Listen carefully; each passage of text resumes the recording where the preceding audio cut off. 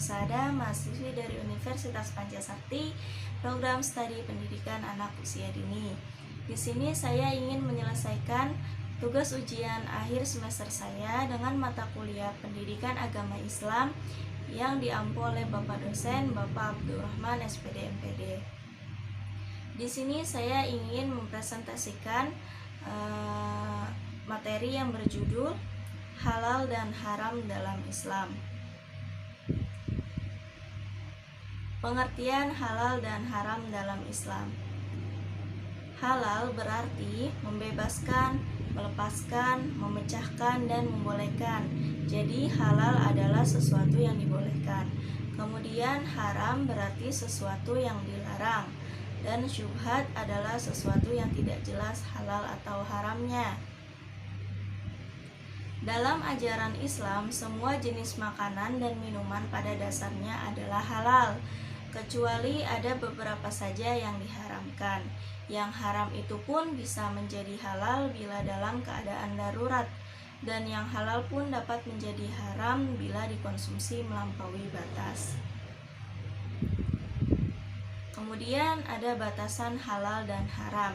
Yang pertama, halal dan haram dari perspektif ahli fikih, kemudian halal dan haram dari perspektif sufistik. Apa itu halal dan haram dari perspektif ahli fikih? Yaitu halal dan haram menurut ahli fikih adalah sebagaimana yang diterangkan oleh Allah Subhanahu wa taala dan Rasul-Nya. Dalam pengertian ini, ada pemahaman yang berhak menentukan halal dan haramnya sesuatu hanyalah Allah Subhanahu wa taala melalui Rasul-Nya. Demikian pula Yusuf Al-Qardawi menulis, Al-Qusairi meriwayatkan Rasulullah Shallallahu Alaihi Wasallam bersabda bahwa sesungguhnya halal itu jelas dan haram juga jelas, dan apa yang ada di antaranya keduanya adalah syubhat atau perkara yang samar. Kemudian apa itu halal dan haram dalam perspektif sufistik? Agama Islam dalam arti yang luas memiliki 3 dimensi penting, yaitu iman, Islam, dan ihsan. Nah, kemudian kesimpulannya, sebenarnya halal atau haram sesuatu makanan adalah suatu yang sangat objektif.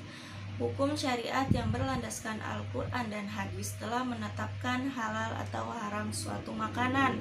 Dalam mengkonsumsi makanan, umat Islam haruslah selektif dalam pemilihannya terhadap status halal atau haramnya.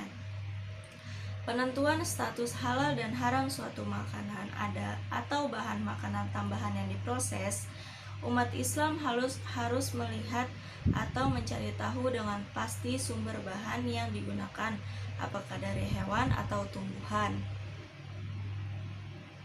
Allah Subhanahu wa taala berfirman dalam surat Abasa ayat 24 sampai ayat 32. Maka hendaklah manusia itu memperhatikan makanannya. Sesungguhnya kami benar-benar telah mencurahkan air dari langit, kemudian kami belah bumi dengan sebaik-baiknya. Lalu kami tumbuhkan biji-bijian di bumi itu, anggur dan sayur-sayuran, zaitun dan pohon kurma, kebun-kebun yang rindang, dan buah-buahan, serta rumput untuk kesenanganmu dan untuk binatang-binatang ternakmu. Quran Surat Abasa ayat 24 sampai ayat 32. Sekian yang